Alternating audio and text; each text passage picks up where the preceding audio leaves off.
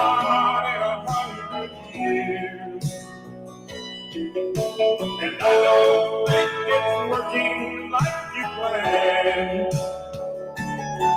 Oh, Mr.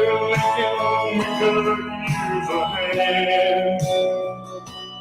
I just read the headlines in the Nashville News, and I wish I'd made this up, but I'm afraid it's true. Cause a man was murdered for his money in the street. He was taking his wife to a nice place to eat. When they caught the man, he did 23 months of time. He pled insanity like they do now all the time. Sir, what would you have done in 1859? Now if you shoot someone, sir, you can get off scot-free.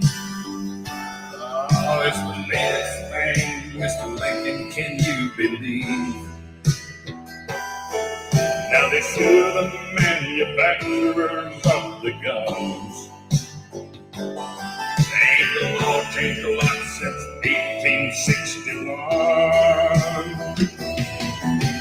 Mr. Lincoln, I wish you were here. Cause things have changed a lot in 100 years. And I don't think it's working out like you planned. Hey, Mr. Lincoln, we sure could use a hand. I just heard the news story on the radio. They let dangerous men out of prisons now. Yes, sir, I'm afraid so. Cause they're overcrowded and it only gets better.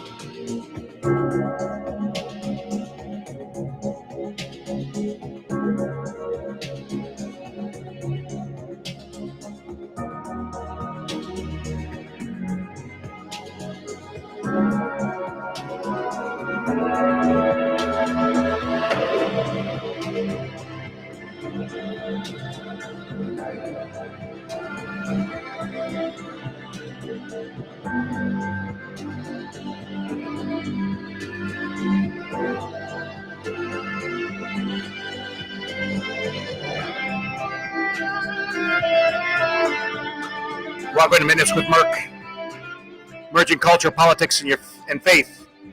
I'm your host, Greg Merk. I'm a Christian American, heterosexual, pro-life, right-wing, staunch to a free market, capitalist, conservative Republican. For the next 60 minutes, we're going to cover the news of the day, the week. We're going to tear down the facade and pierce the veil of deceit, deception. We're going to get to the heart of the matter of why things happen. And we're going to look at it all through the lens of a Christian conservative worldview. And I'm glad you're with us on this Good Friday.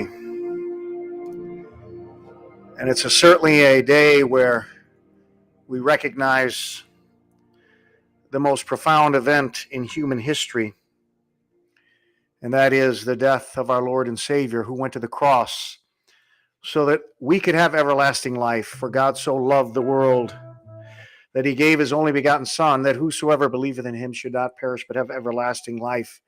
And this is the day Christ went to the cross. And I think it is important to note that It's not only his death on the cross, it's not only the pain of the crucifixion through which we get the word excruciating, comes from that word crucifixion. It wasn't just the physical pain. It was the pain of being separated from his father. And there are some pseudo intellectuals and self-appointed religious scholars who like to claim that that's not really what happened, that God didn't turn his back on him. But our Lord said on the cross, my God, why hast thou forsaken me? And if you want to kind of even grasp the understanding of that, to try to comprehend, which I cannot fully comprehend that, but I can kind of scratch the surface when I think about my relationship with my own son. And if I were to take my son and somebody were to say, hey, if you let your son be tortured, killed, nailed to a tree, you can get rid of all the problems in the world. You can get rid of all the disease. You could have world peace and all these things. You know what I would say? I'd say, sorry, I'm not giving you my son. You're not going to get it. I don't care if it got rid of every single problem. I wouldn't be able to do that. I certainly wouldn't be able to give my son for those who hate him and spit upon him, who rejected him. But God did. He gave his only son. And imagine the pain of being forsaken by his father, who he has known throughout eternity, and a relationship we cannot fully comprehend. But the one thing that was sure in his life was him and the Father. And hanging on that cross, bearing the sins of mankind, he had to experience, for the first time in all of eternity, the Father having to forsake him, turn his back on him because he became sin. And we can only begin to grasp that. Imagine if that was your son, your own flesh and blood, who sacrificed for you, for mankind and all that. And the only thing he knew was your father, the Father's love. I think of my own son. And if he were there and being sacrificed and I had to turn my back and forsake him, and there he would be all alone. And I've been my son, I always say I love him more than anything on the face of this earth. And I've always been there for him. I've been his stronghold, I hope. And I've loved being that. And I could only imagine what would go through his mind if he were to be in such a situation and his father would have to turn his back on him and forsake him. I cannot fully comprehend what Christ went through on the cross, but I can scratch the surface when I look at the relationship I have in my own family, in my own son. And if you have children and you want to really kind of take your relationship in understanding of Christ to another level, put yourself in his shoes. Think about your own children. And for those who would say, how could God send people to hell and what kind of love is that? Just think about what he did. You think that's judgment? He gave us. Would you give your son for your enemies to save them? I know I wouldn't give my son. So love that we cannot even begin to measure, and sacrifice on the part of Christ that we can only begin to scratch the surface of. So that's Happy Good Friday. And let us celebrate the fact that on Sunday, it was a resurrection day when he had victory over death and rose from the grave. So praise the Lord for that. And praise the Lord that he chose us and called us and saved us. And if you don't have a right relationship with Christ, I would encourage you to really examine your heart this Easter weekend and discover the truth that God has for you. So as we get into the headlines now on Minutes with Merk, merging culture, politics, and faith, let's talk quickly about, get right into the headlines. There's the trans issue that I want to talk about. The alphabet genders is what I call, because they keep expanding the letters and symbols. But they're on the move again. As I always say, never interested in peaceful coexistence or equality, but only interested in forced compliance and forced participation. Remember, that's the essential key, the forced participation part. And if you don't believe that, just look at what's happening in America today, whether it's the transgenders reading to kindergarten children and all of that. But now we have a mom in Maine who is suing the school because they did not inform her of the gender transition help that they were getting for her daughter. All right. So no rights, no parental rights. They did not inform her. They didn't have to. Now she's suing, and hopefully she'll be successful, because parents have a right to know. But again, this is not just about what the helping children and helping them realize safe. Because remember, we talked about this on Tuesday. The 45 communist Marxist goals in America, 1963, read into the public record on the House floor. Number 40, discredit the family as an institution. Number 41, emphasize the need to raise children away from the negative influence of parents. So remember, we cut through the facade. We pierce the veil of deceit here. We get to understand why things really happen. And this is what it's about. This is part of ushering in that Marxist utopia, discrediting the family and getting children away from the negative influence of families. Very dangerous, and we had better understand where it's coming from and why it happens. We have a president here who's been pushing these rights in ways we have never seen before. And, sadly, this is not a Democrat issue. It's not just a Democrat Party issue, because our own congressman here, Matt Gaetz, has called for transgenders in the military, and he's advocating on behalf of the alphabet genders. So this is these people are equal opportunity offenders. Both Democrat and Republican alike are pushing for these kind of crazy things. But, as I always say, when truth is supplanted by imagination, when fantasy replaces reality, you get chaos. And that is exactly what the global cultural Marxists want. And they're sowing their seeds of chaos right now as we speak. Newsmax had an article, which is funny because, again, these things, it's like they almost hijack the things we talk about on Minutes with Merk.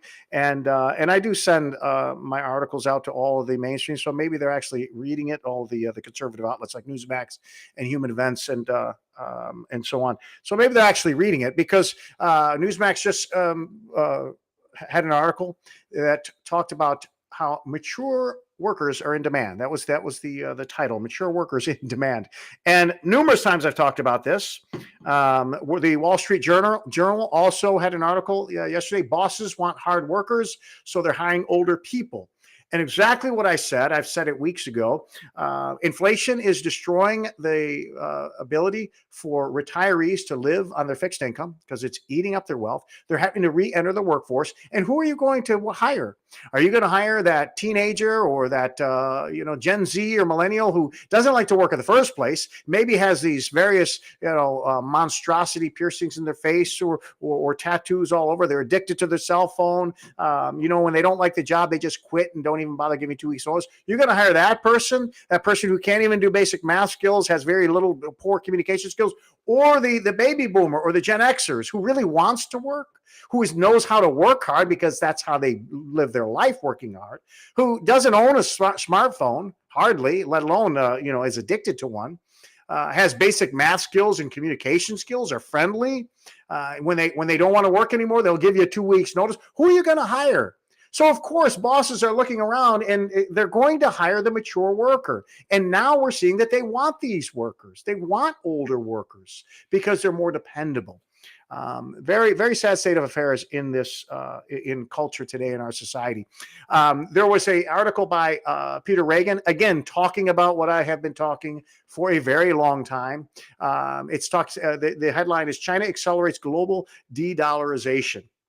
And in the article, it said that they are reducing investments in treasuries. A key component of Chinese foreign reserves has been widely seen as among Beijing's efforts to diversify its portfolio, lower dependence on the U.S. dollar while promoting the broader international use of the Chinese yuan, and guard against the risk of sanctions. All these things. It's like they've taken it exactly out of the article that I wrote and sent them, and they're posting it. But you know what? Maybe Peter Reagan, it'd be nice if he gave me credit for that, if he in fact got it from the article. But they're saying what I have been saying for a very, very long time. The article went on to say that declining Treasury investments is also read as a sign of Beijing's unease with Washington's financial policies. This is exactly what I talked about. They saw what we did to Russia by sanctioning them. Because they're so dependent on U.S. dollars, they saw what's happening. So what China has been doing, and I've been talking about this, whether it's from the Middle East to Africa, to Europe, now South America, they are establishing these economic partnerships that are circumnavigating the U.S. dollar. They're making these economic deals in Chinese yuan and accepting anything but the U.S. dollars.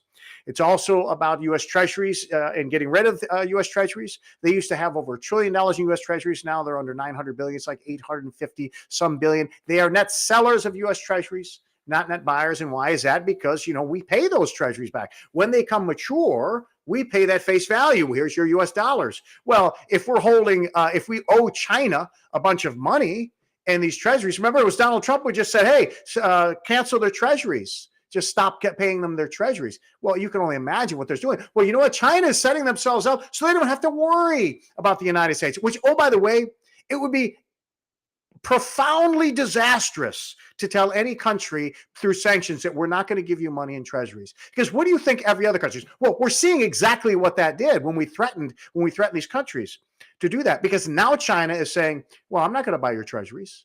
I'm not going to hold US dollars anymore. So it is a profoundly dangerous maneuver to say we're not going to pay you. But oh, by the way, we've already done the damage, because now countries like China are de-dollarizing and not buying treasuries. In fact, they're selling them. But the problem, what I find astounding, is that in all of these articles, and one of them points out that China's they've dumped 35% of their U.S. treasuries since 2017.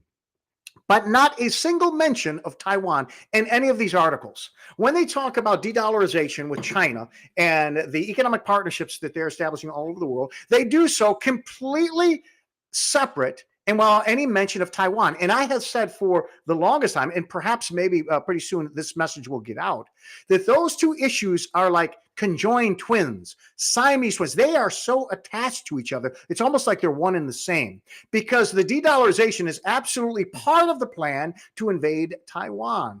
And one will follow the other. The invasion will certainly follow their de-dollarization. They need to insulate themselves from U.S. sanctions. And what's astounding to me is that all of these articles talk about the risk of sanctions and how China wants to avoid the risk of sanctions, de-dollarization. But don't they understand that is going to it's going to be the prelude to a Taiwan invasion? And they talk about the two completely separate.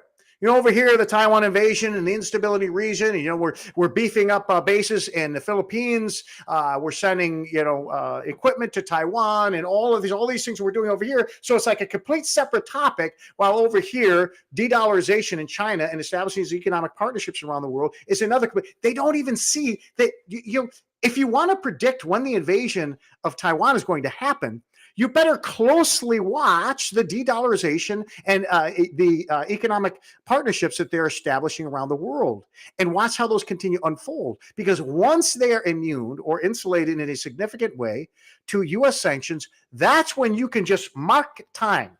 Just look at your clock. It is coming.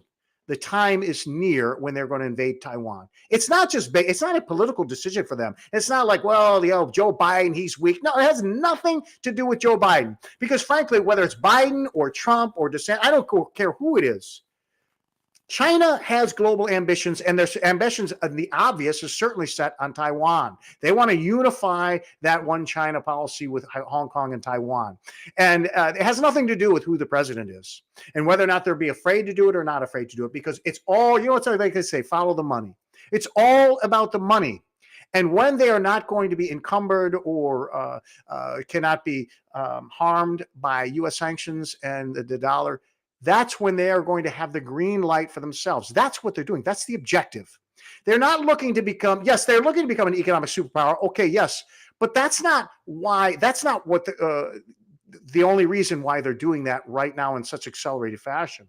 That will come, but they first want to take over Taiwan and all that helps them, with the chip industry and all that Taiwan has to offer. But they're not just doing these things. Oh, they're just looking to be economic superpowers. Yes, of course they're doing that. But make no mistake, it is directly tied to the invasion in Taiwan. And if you want to be able to predict when that's going to happen, just look at the success of their de-dollarization tactics, and that will tell you about when it's getting very, very close. But eventually they're going to see that, but I'm afraid it's going to be too late, because, our foreign policy right now should be dealing with that, because, we're so worried and concerned about an invasion of Taiwan. Well, we ought to then combat that. If we want to stop the invasion of Taiwan, then we need to protect the U.S. dollar and protect these relationships in Africa, in the Middle East, and in Europe, and in South America, and fight to keep the U.S. dollar's reserve currency status and the petro yuan.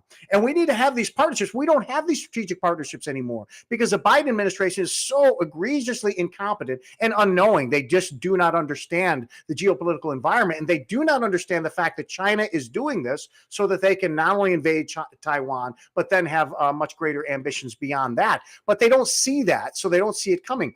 But it's important to know that and understand that, so that we can really deal with this issue of de-dollarization, deal with this issue of China economic partnerships all over the world, because it is prelude to their eventual invasion of Taiwan. So, we're not going to get that from this administration. They just don't read from the same sheet of music. They don't see the world through the same lens that we do.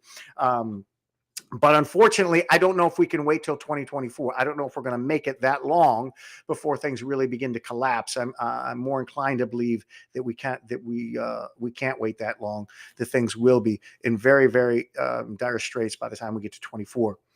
On the economic front, talk about finance. I did, as we talked about so many times, the Treasury Department just put out a statement that crypto is being used for illicit transfers.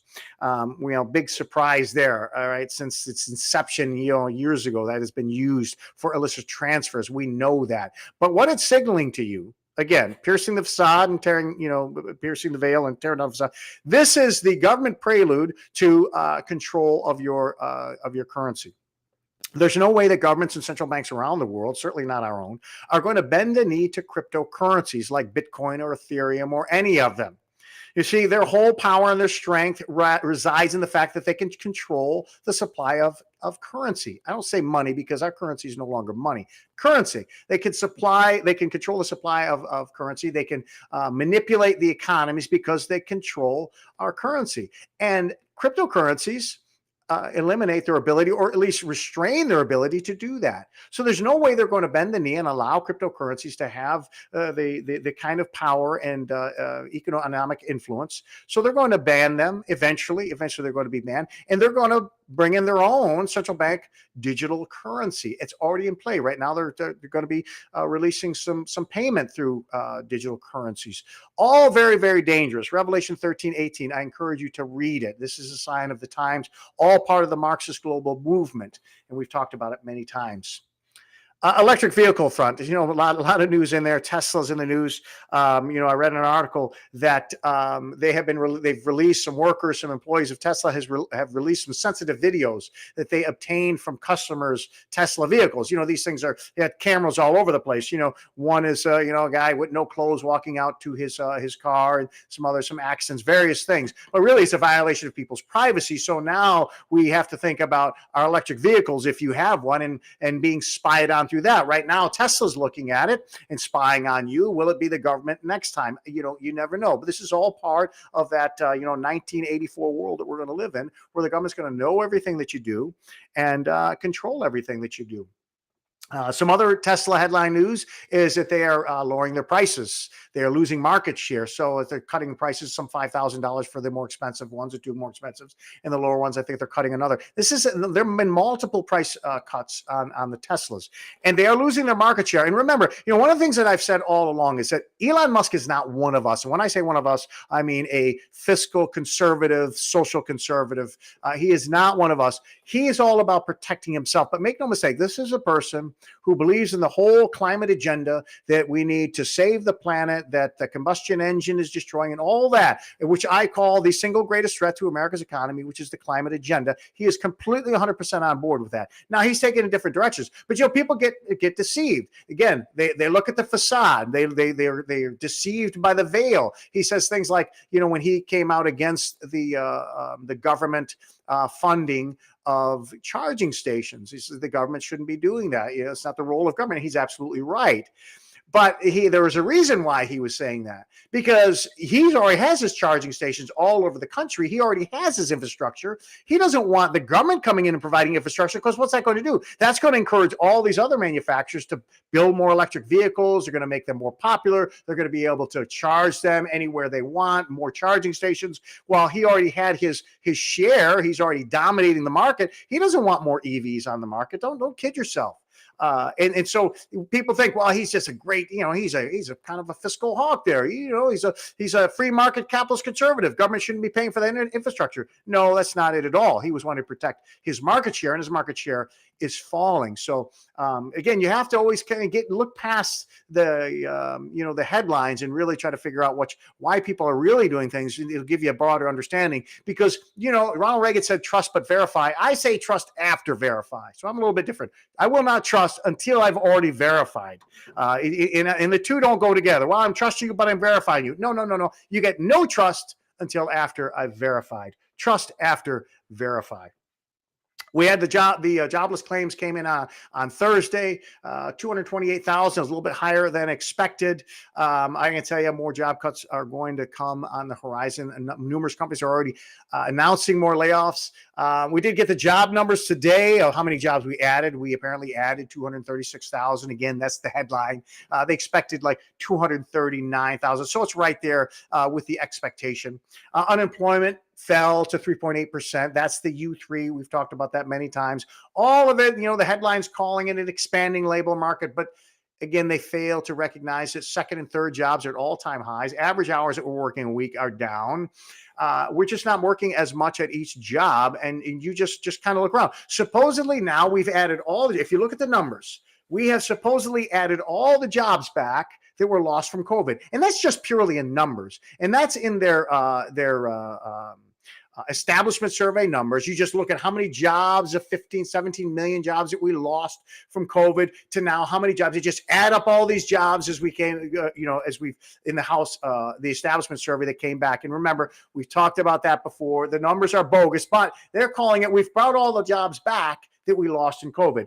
Well, first of all, no, we haven't, because we created a bunch of second and third jobs and all this. But the other thing is do you really believe that? I mean, walk around any city that you live in, wherever you live, walk around, look at the small business situation.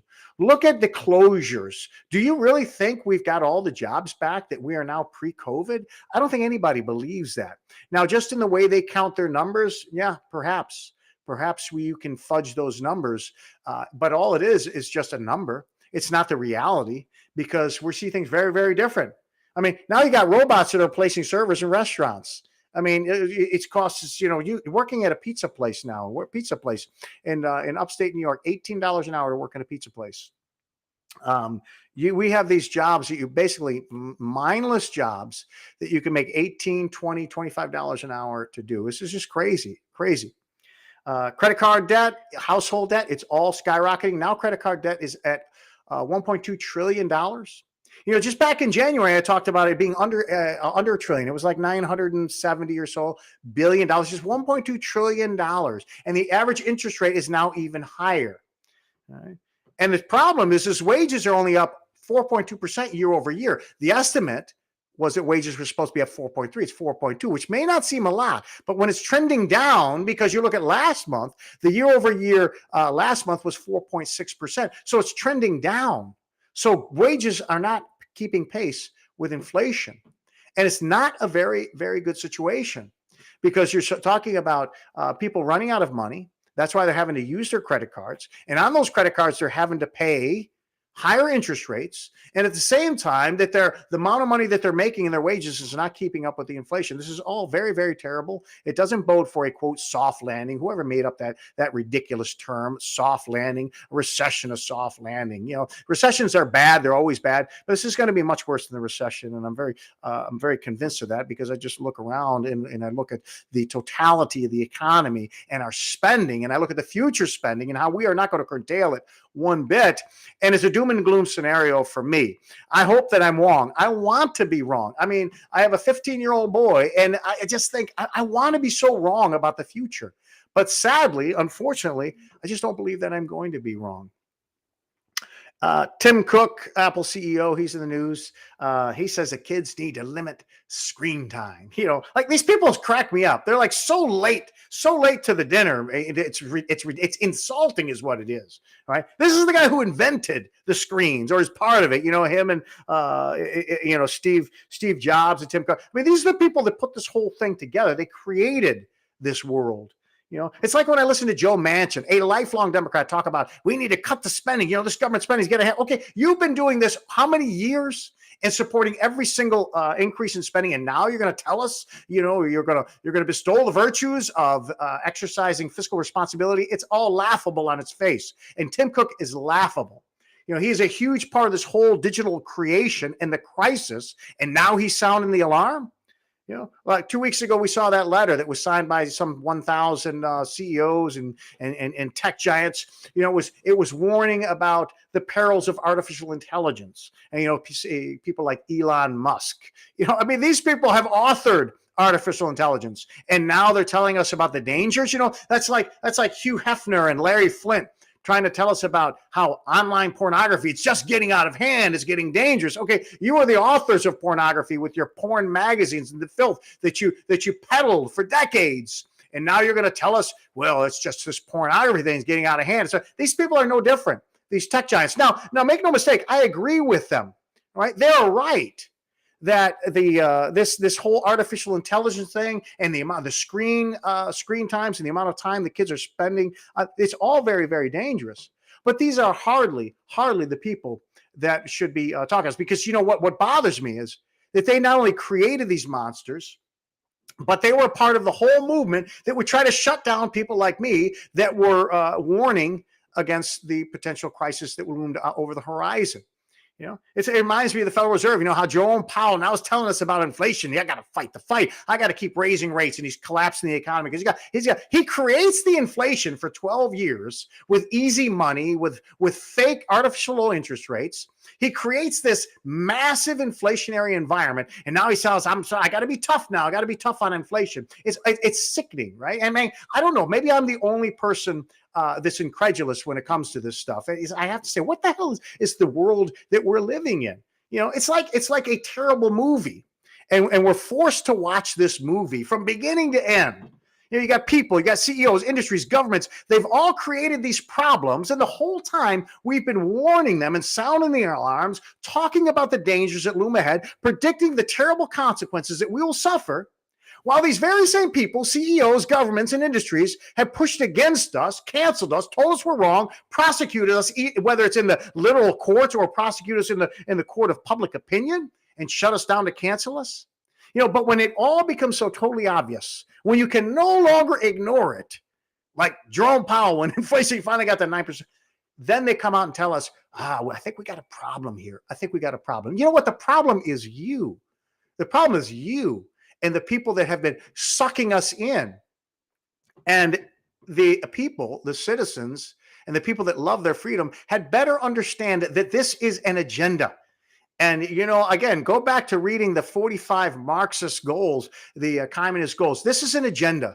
It's all about a one world government. And I want to talk about the dangers, though, because before I get off the topic of this screen time, because I spoke up almost 10 years ago at my son's school to a group of folks from my son's school. He used to attend an American Classical Christian school, and we were talking about education system, and I called their attention to the digital world versus the analog world and how they're very different. And we're raising our children and getting them sucked in to this digital world, the very world that Tim Cook says we need to limit that time of the children are paying. Okay, these games, the pads, the iPads, and the Surface, and all of this stuff is a digital world. The digital world, think about it, it's a very active world. It's highly stimulative. It's a very aggressive world, and it's an addictive world. When you look at these video games, you ever listen to somebody playing these video games with their friends when they're online? They're yelling, they're screaming, there's constant action, they're moving around. This is a very different world than the analog world. The analog world is a very passive world. It's very non-stimulative. It's non-addictive. It's very silent, kind of subservient. And this is the difference. So you have this child who's immersed in the digital world hours and hours a day, and then he has to go to the classroom, and the classroom is an analog world. He's supposed to sit there. He's supposed to be silent. He's supposed to just look at a chalkboard or a whiteboard. Not real stimulative there, just looking at these things. Maybe as stimulated as it gets is a teacher kind of writing with a marker. So a very, very different, matter of fact, complete opposite world from the digital world. The two do not work together. They're diametrically opposed. And so these kids get addicted to the digital world, and it stifles their critical thinking skills, for one, and their critical thinking development. And then they go to these classrooms with the expectation that they are going to have to sit there and contradict that addictive digital mind. It's like a heroin addict. You put him in a situation, you put him there after a while where he doesn't get his heroin. He needs that heroin. And he starts getting a little fidgety. It starts going crazy and going off the deep end because he needs his heroin. This digital mindset, and the children are exactly the same way when they go to these classrooms. They're sitting in there. They got to be silent. And then they start, tapping the foot, maybe tapping the thing, or they're talking. They become disruptive. They cannot handle this environment, so they act out because they need that digital stimulation that they can't get in that environment, that analog environment. And so what do the schools do and what do the parents do? They drug the kids up on things like Ritalin. And all they do is mask the problem, and then they create and seal their fate in a life as a drug-dependent misfit. And it's extremely destructive. And, that's what I love about how Tom Cruise some years ago talked about how we way over medicate and what we're doing to these children. And he was absolutely right. And rather than address the issue, if your kid's fidgeting, if he cannot get, cannot be socially normal in his school, then take away his digital crap. Get him off those ugly, ridiculous screens. Take him away from that digital world. The problem is not that your kid has behavioral issues. The problem is you have enabled him to get addicted. You've let him get on crack cocaine. You've given him some crack cocaine, and you expect him to use it responsibly. You cannot use crack cocaine responsibly. All right. You cannot use these digital things responsibly. And your kids get addicted, and they can't handle school. And all you do is give them drugs and create these zombies. It's a huge mess. Again, part of the Marxist movement, though. So don't expect things to change. Unfortunately, the only things that are going to change, they're not going to change in Washington. They have to change in your own home, in your own homes, in your own backyard. Look, this is not a new message. This is something that certainly I've been talking about for years, and many people have been talking about for a long time, the dangers, the perils of this digital world. But I don't think very many people really understand it and articulate it in the digital versus analog world. And I'll tell you, it's something that I learned a long time ago when I was a military pilot. In the Air Force, we were transitioning from aircraft from the old analog, the steam gauges, to the digital, the fancy screens with all lights. And, if there was times when you had both aircraft in a squadron, but you weren't allowed to fly in one aircraft in the morning and then the other at night. You had to have a 24-hour. You had to wait the next day before you can go from an analog to a digital, or a digital aircraft to an analog. And the reason is your brain thinks in a certain analog world, it's not good to go to that digital world, and vice versa. Too many things you have to process. And if the military restricted it with something just simple as that, in one day, don't fly that 1.5 hours in that digital aircraft and go that analog, because it could be dangerous, and vice versa. If just one day, imagine now you've got a kid who's on these things for hours and hours and hours a day and expected to go sit in a classroom. It's absurd. It doesn't work. It doesn't work. And we had better understand that and address the issue now, or we will seal our fate. We'll seal the fate in our country. And it's funny because I envision, here's what I envision, another thing that the government will eventually do, because this is what the government always does. They're going to step in and they're going to mandate and they're going to regulate these tech companies, and they're going to make them pay for a massive multi-billion-dollar ad campaign that's going to warn you of the dangers of excessive use of their digital components. It's exactly what they did with cigarettes. Cigarettes are dangerous, absolutely. But then they forced, with the lawsuits came out, they forced the cigarette companies to pay for these ads. And you see the billboards and the giant words, smoking bad to your health, causes death, cancer, all these things. So, it's funny because only in America would a company be forced to pay for ads in the hundreds of millions of dollars that essentially try to talk people out of buying the very product that they manufacture. That kind of logic only happens in America. And by the way, the government becomes dependent on the taxes that they levy through all of that. So while the government's saying it's bad for you, you got to quit smoking, they become so dependent on the taxes that if you do in fact quit smoking and they lose that hundreds of billions of dollars in tax revenue, they're going to be even more bankrupt. So it's this bizarre world. It's so many conflicting elements, and that's what happens when when truth is replaced by fantasy. You get the kind of chaos, not only social chaos but economic and financial chaos that we're seeing here. So, crazy times, and I hope that you are all as incredulous as I am. On the world stage, Biden giving more billions of dollars to Ukraine.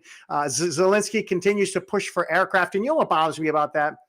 Many things. We shouldn't be giving them stuff. We should make them pay for it. But Taiwan has already paid for the equipment, and they had massive contracts already paid for. They're awaiting the delivery, and the deliveries are not being made. So here is Taiwan. They, in good faith, signed contracts and paid for the military equipment that they have not received, while at the same time we're sending hundreds of billions. That's just, you can't even imagine that. It reminds me of years ago when my mom and dad lent somebody some money.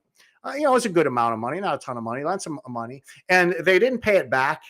And they found out, the individual came back, was telling them that they had bought some things. They bought these, whatever, these expensive articles, and, kind of saying that. My parents like, okay, you haven't paid us our money back, and you're talking about, buying all this stuff. How about our money? And, it's like Taiwan. I mean, here Taiwan is giving us, they paid us for this military equipment, and yet they're sitting waiting for it. While here we are giving hundreds of millions of dollars, billions of dollars to Ukraine, giving them this equipment for free.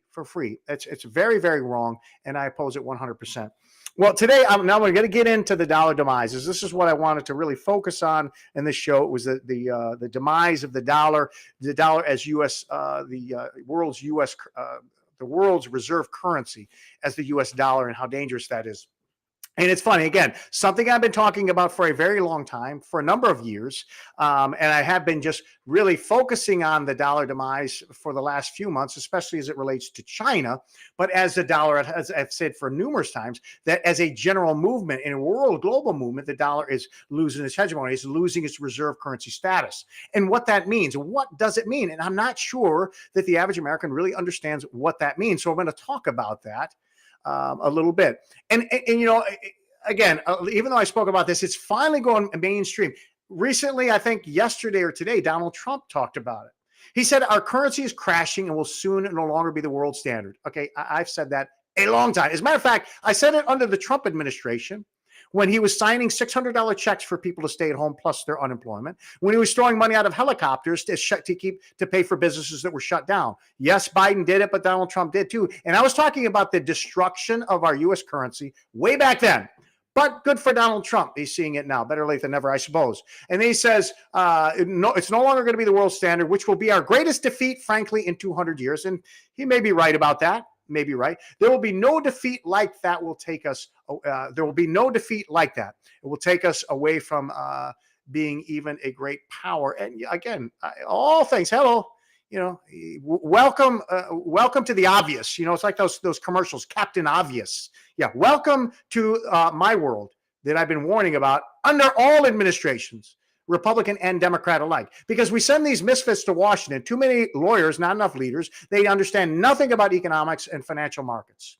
And all they do is know how to draft thousands of pages of laws that nobody reads and nobody understands. And they know nothing about fixing economies and any kind of fiscal responsibilities.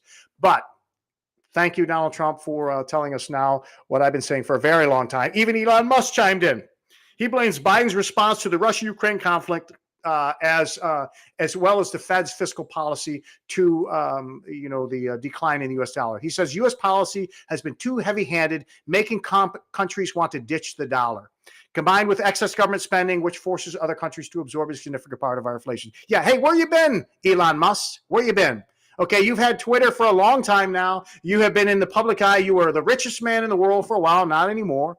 But you had this platform for a very, very long time. And where you been? Because, it's a little late now. Because now we're at the point where, it's like I say, when you're swimming in Lake Erie, it's a beautiful lake. You can swim all around there. But you start getting into the Niagara River. Niagara River leads over Niagara Falls, which flows into Lake Ontario. You get to a point where if you get a little too far down the river there in Niagara River, you ain't going to get out. You're going over the falls, and it's going to be ugly. Okay, so here's Elon Musk, and I would say even Donald Trump. Okay, we are in the rapids of the Niagara River. Yes, thank you for telling us that the Niagara Falls lies ahead. It's going to be very ugly. Thank you for telling us. But you should have been 5, 6, 7, 8 years ago, should have been sounding the alarm and doing and preparing us for this right here, because that's what I've been doing. And that's what not enough, but a number of people have been saying, talking about. But now you're just realizing it? Are you just seeing this problem? A little late. I hope not too late, but I'm inclined to believe that it may be too late. So what does it mean, though, to dump the dollar? And why are countries dumping the dollar? We already talked about why China wants to dump the dollar. But think about any other guy. This is a universal problem, inflation. Inflation kills your investment.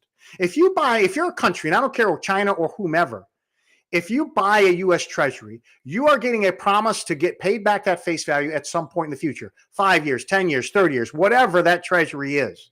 You're going to get a yield. And, we look at the last 10, 12 years, yield on 10 and 15, 20 and 30 year Treasuries was minuscule.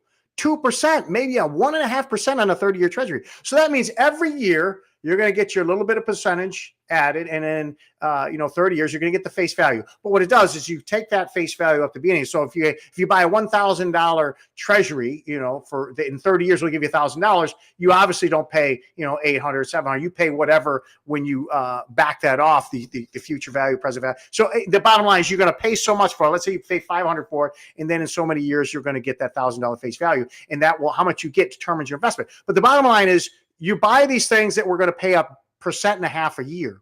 Well, you look at what inflation has been. I mean, it was up to 9%. That's their bogus numbers, but 9%. So if you were to look at, if you bought this thing 10 years ago and you're going to average out the inflation for 30 years, maybe that inflation will be 5, 6, 7%. Maybe it's 8%. So every single year, your real rate of interest was negative. You've been losing money every year. So if I borrow a bunch of money today, and that money has half the value 10 years from now, you're going to get back those dollars, but those dollars have way less worth. That's why inflation kills your investment. Money is worth much more today than it will be in the future, and especially in a negative real rate. It's a horrible investment.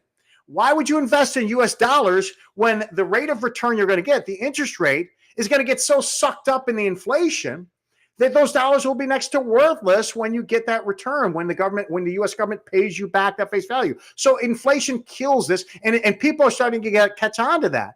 Countries are saying, I don't want that. I don't want those treasuries. I'm going to lend the government this money, and they're going to pay me in the future in worthless dollars that are worth way less and much less than the rate of inflation or the rate of interest that they gave me. So not a good thing. Not a good thing. Currency kills or inflation kills the currency value, and it really decreases people's desire to buy U.S. treasuries, and that's what's happening. The other reason why to dump the U.S. dollars is not only because the treasuries become worthless or worth less, but deficit spending. There's no end in sight to our massive deficit spending. And we already have a huge debt that's almost $32 trillion, and nobody expects us to ever be paid back or even shrunk. And, you think about it. If you're looking at U.S. treasuries, you think about, should I invest in America? Would a bank lend somebody money who was so far in debt they could barely pay their bills and there was no end in sight to how much extra they're going to spend? Would any bank lend a person that money when they may not be able to pay it back? Their bills are very, very high. They make less than they owe. What bank would lend you more money? Well, of course, Federal Reserve, probably the only stupid bank that would do that. But no bank does that. And countries are going to be the same way. They're going to look at the United States, our massive deficit spending, our huge debt, and say, okay, they don't really look like they're in a great position to pay me back. And even compounding the issue of getting a negative real rate, they're even going to question, are we even going to be able to pay it back? And when you get idle threats like sanctioning a country with not paying them for their treasury face values, you're just creating an enormous global economic crisis for America. Remember, we rely on overspending. We have not taken in more than we spent since the 90s. So we spend trillions more every year than we take in. And how do we pay those? Well, we sell U.S. treasuries, and we need people to buy those treasuries. That's what the reserve currency dollar does. People will buy it. Like, well, you know what? The U.S. dollar is as strong as can be. It's the world's reserve currency. Yeah, I'll buy those dollars. But as the dollar reserve currency status drops, people will be less inclined to buy those U.S. treasuries. If they don't buy those U.S. treasuries, who's going to buy them? How can we finance these massive deficits that we run every year?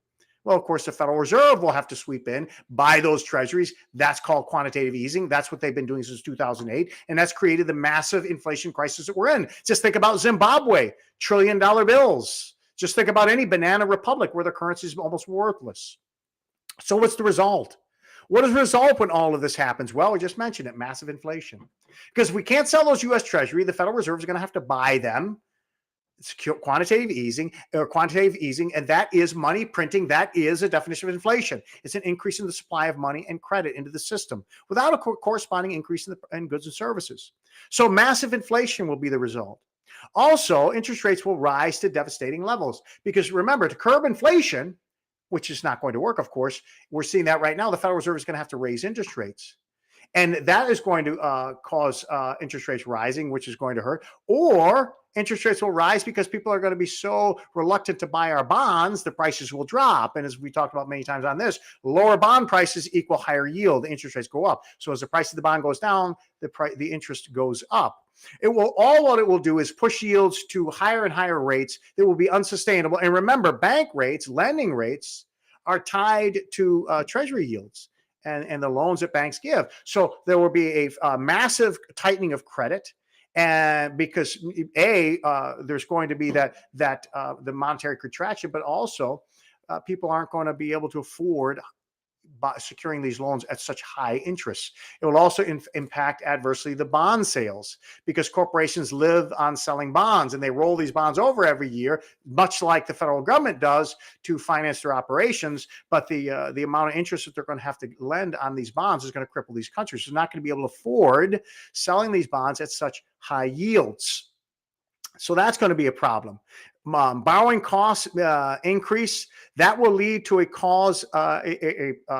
rise in prices for domestic goods and services. Because if borrowing costs are more, you have to pass that on with the goods and services that you produce. It will also mean a massive increase in the price of foreign goods. Because remember, inflation and a weaker dollar, which leads to a weaker dollar. And when you lose reserve currency, you'll have a weak dollar. That will make imports much, much more expensive because you'll require more dollars to buy the same amount of Chinese goods and the crap that's made overseas. So those goods will cost us way more, which will mean foreign goods that we import will become more costly. And that's the vast majority of goods. Right? So we have a 70, 80, $90 billion trade deficit.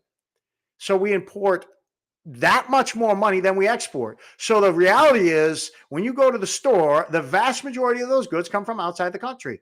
That means those goods will become more costly because the dollar value is decreased, which will be the result of the loss of reserve currency status. And it doesn't even have to be a collapse. It just has to be a decline or even the expectation that the dollar is losing its reserve currency status for all these things to happen. It will also push up or push down, rather, household income, disposable and discretionary spending. It will push it down to near zero. We've already seen historically low savings rates because things are becoming more costly. Well, the dollar reserve currency status, as that declines, is going to exacerbate that problem. And then, of course, there's going to be a massive expansion of the federal government because more poverty equals more government help. More debt it requires more intervention by the federal government and the Federal Reserve Bank. It's always a vicious cycle.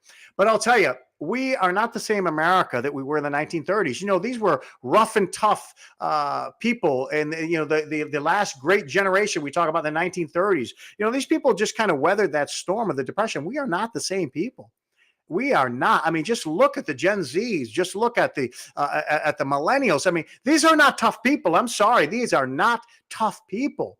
Not the kind of people that will weather the kind of storms that we saw in the 1930s. So you're going to see a massive, massive expansion of the federal government like we've never seen before. And that will just continue to feed this vicious cycle, this self-licking ice cream cone of the demise of the U.S. economy and U.S. influence. Remember, government is never the solution to problem, but the problem standing in the way of solutions. Always. You know, it was Ronald Reagan who said the most dangerous words, I'm from the government, I'm here to help. Because you know what? Ronald Reagan knew that the only things you get guaranteed from the government is you're going to end up poorer, dumber, and less free. And the more the government steps in and intercedes to try to correct our problems, the dumber we get, the poorer we get, and the less free we get. But that is all indicative of the fact that the Marxist agenda is sweeping over this country. And probably one of the most dangerous things, and I've talked about this for a while, especially as it relates to the global, the climate change agenda, the global agenda for climate change. We will lose our global influence. As the dollar reserve currency status decreases, then we will lose our ability to influence the world. Because right now, you know, when America talks, the world listens. All right. So, you know, you take countries like Paraguay and Uruguay, most people can't even find those countries on the map. But when they speak, nobody listens. But the dollar reserve currency, when we speak, people listen. Our dollar wields influence around the world. That will no longer be the case as the dollar loses its hegemony. As we lose that reserve currency status, nobody's going to listen to us. Who cares? we dominate with the dollar, so that means we could sanction and we could tell people what to do. We're going to lose that if we lose our reserve currency status. We're no longer going to be able to influence nations. I mean, look at China is de-dollarizing simply for the fact that they're not going to have to listen to us when they are. And then, of course, not only will it curb our global influence because we lose our economic status with the reserve, it will also create really a vacuum in our military, because it is that military might that is built on the strongest economy in the world. We can send ships all over the world and aircraft. We can do what we want militarily because we have this great economy that funds and feeds the greatest military force in the world. But as the dollar loses its reserve currency, that will adversely impact the economy. And that adversely impacted economy will not be able to fund the greatest military. So you get a twofold hit. And it's what I've always said about the globalist agenda, this global Marxist agenda. The key is attacking the U.S. economy, because the U.S. economy, number one, wields influence, enables us to have our influence around the world, but that economy funds and pays for the strongest military. So by lowering America's economic status, they can then lower our influence around the world and lower our ability to fund the strong military. It's all part of the Marxist utopia that they want to usher in. It's very deliberate. And it is not something that we can shy away from, that we should shy away from, because this is a real issue. And I think if we don't talk about it more, we're going to end up falling into the hole so deep that we're never going to be able to get out. People like Trump are talking about it, the demise of the U.S. dollar, and it's good that he is. But I'll tell you, they're all way behind the power curve. There must be light. Maybe better late than never. I don't know.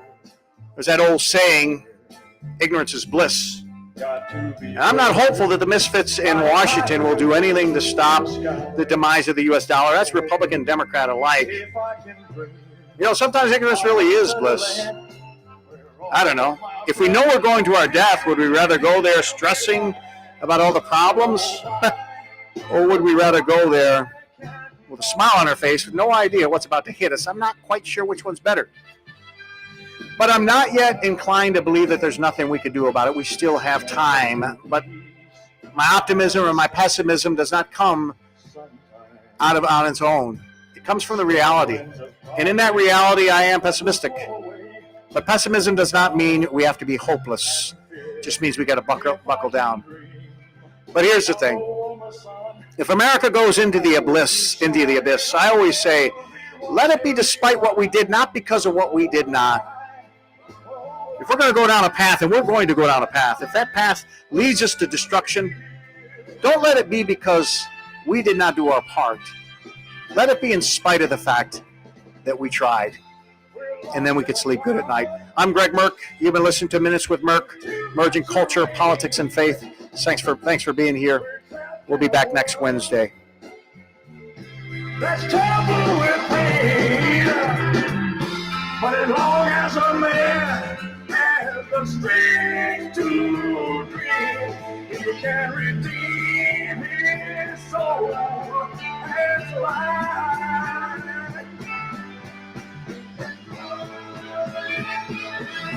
Deep in my heart, there's a trembling question.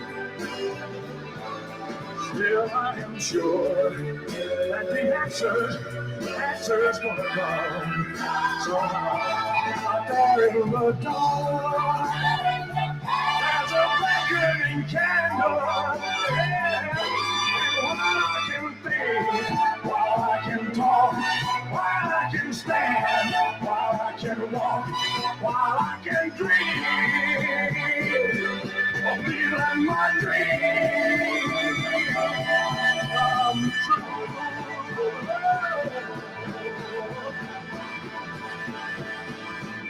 Right now.